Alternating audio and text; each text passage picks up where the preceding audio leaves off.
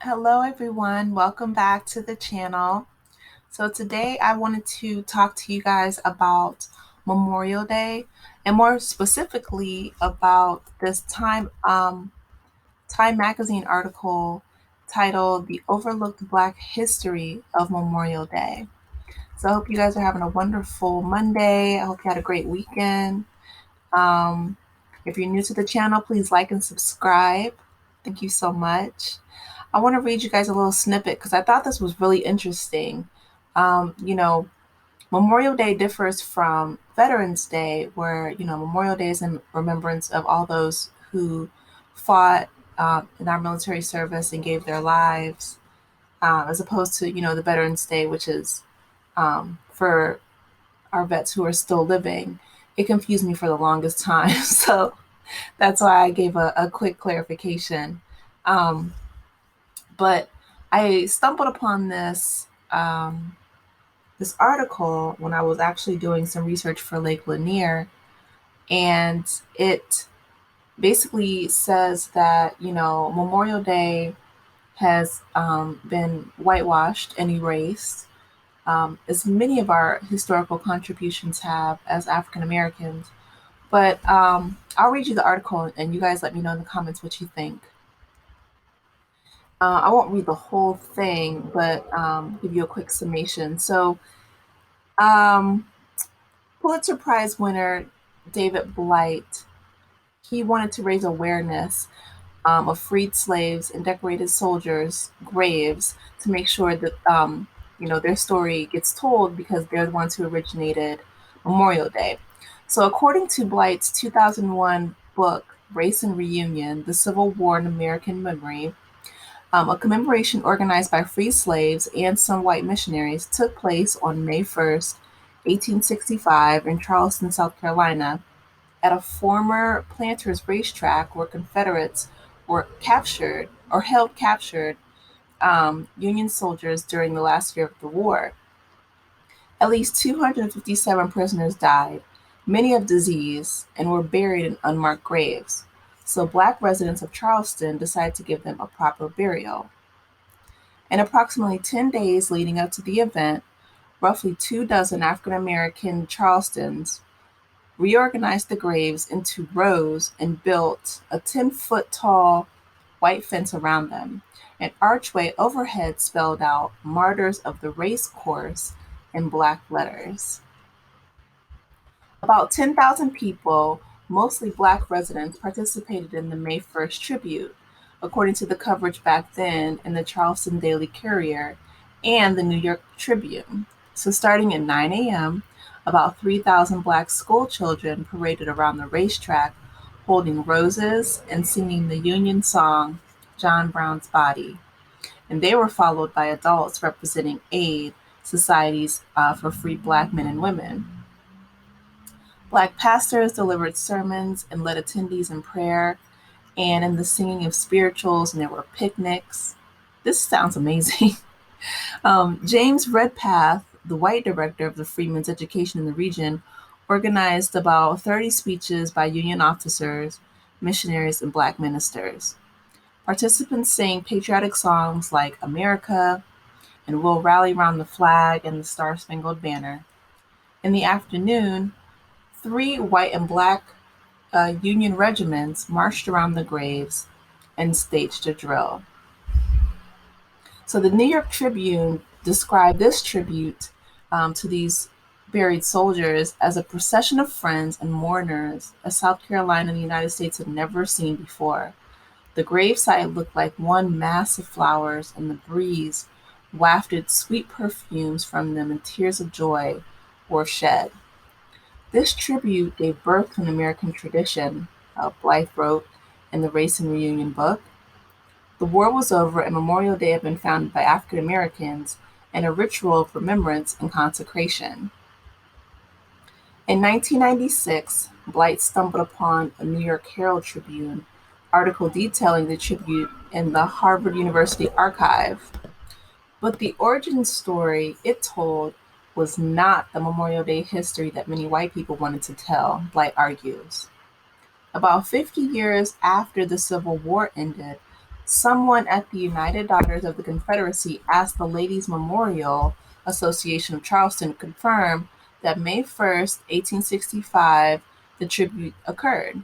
And one of the Karens there, because y'all know Karens are going to Karen. I mean, give me a break. Um, she said her name was S.C. Beckwith. She said, I regret that I was unable to gather any information to answer this. So, whether Beckwith actually knew about the tribute or not, the author argues the exchange illustrates how white people in Charleston suppressed this memory from its founding. There was an incorrect publication in 1937 that also stated that James Redpath, y'all remember him, he was the white pastor who led the songs um, after the freed slaves or the freed enslaved people put this event together, the first Memorial Day. But this book stated that James Redpath single handedly organized the tribute when in reality it was a group effort that took place on May 30th.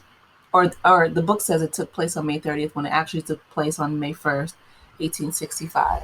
So that book also diminished the role of African Americans involved by referring to the black people who put this event together as quote unquote black hands, which only knew that the dead were honoring that they were honoring. Let me start over. Sorry, let me read the quote because it made me mad. Quote, referring to them as black hands, which only knew that the dead they were honoring had raised them from a condition of servitude. End quote. Okay, so let me just stop there because clearly, um, yeah. So just to give you guys a quick history, basically what happened was, you know, a lot of newly freed enslaved people, black people, saw that, their soldiers, the Union soldiers, were all thrown together in mass graves and they were not honored with the dignity and respect that they deserved. So they created Memorial Day and they had a celebration that included white missionaries, freely um, formerly enslaved people, black people, and they had, flowers and they were singing songs. And it was just a big funeral celebration for soldiers who fought for their freedom. And it's lovely. Unfortunately, Karens are going to Karen, the Daughters of the Confederacy erased the memory and whitewashed and rewrote um, inaccuracies and alternative facts, as Kellyanne Conway would say. I'm sure those are probably her ancestors from the Daughters of the Confederacy, lying even back then. There's nothing new under the sun, right? So anyway, when I found that out though, the history, I was like, oh wow, black folks. I mean, not only did we build this country for free, y'all, but we pretty much, I mean, created almost every. I won't say like everything, obviously, but majority of the culture stems from us.